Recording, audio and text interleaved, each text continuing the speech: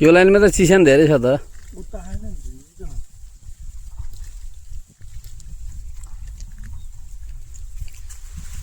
सुक्खा भएको क्षेत्रमा चाहिँ कुलो लगाइदेऊ न।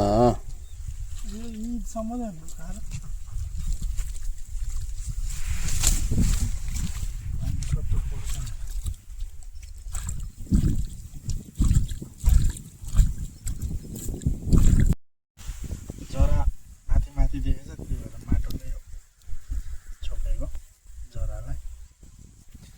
किसान घरमा छ, पछि बारीमा फर्किँदैन किसानहरू। यसो आएर निरीक्षण त गर्नु पर्यो। आसे चक्की पार के ए न भिड न इनका इच्छा त्यो काला दिने विषयका कम्युनिस्ट भएको समाजवादी के अरे प्रजातन्त्रवादी भएको फटाए त्यो 28 दिल्ली खाइसक्ने बनाइला बनाएको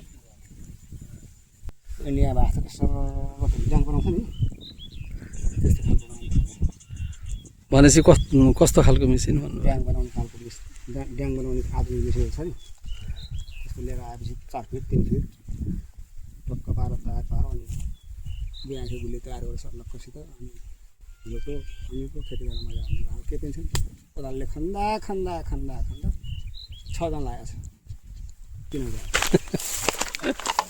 3000 समयमै तयार भए बिरुवाहरू रोप्न त राम्रो नि, तर माल पानी चाहिँ फेरि कति हो त 40,000 रुपियाँ 40 160 40 दिन 80 160 कति पर्यो 32,000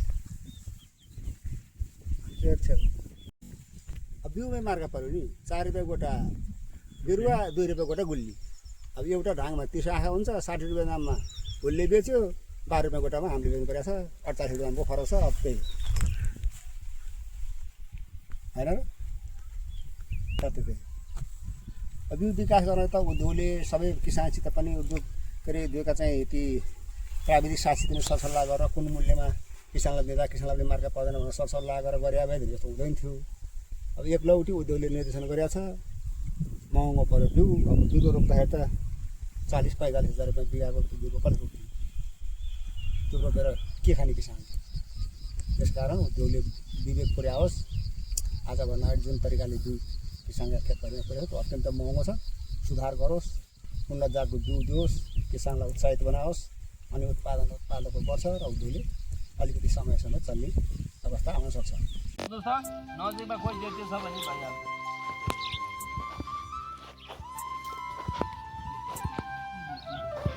यो देखियो भने तपाईँको यो बिरुवाको तलबाट गाँजा आउँदैन कि त्यहाँ पनि देखिएको छ। अनि यो गाँजै रोपिन्छ, जस्तै तपाईँको यहाँ हेर्नुहोस् है, अब यो बिरुवामा गाँजा आइसक्यो। अब यो तपाईँको माथिको भाग सुक्यो भने कहाँबाट बिरुवामा गाँजा आउँछ होइन? हुन त हो नि। तपाईँ आज मात्रै तपाईँको र मेरो धम्का भेट कसरी भयो? पानीले भने